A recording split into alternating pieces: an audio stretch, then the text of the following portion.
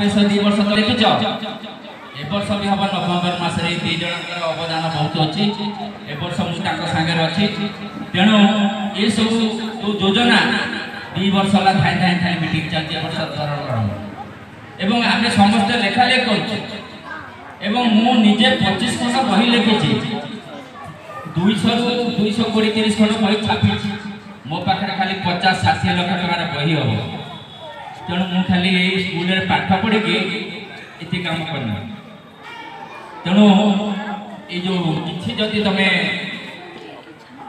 नीति शिक्षा पुरातन कहानी पुरातन गल्प कहानी नीति शिक्षा जानकर से सब गाड़ी रामायण महाभारत भागवत जदि न पढ़ो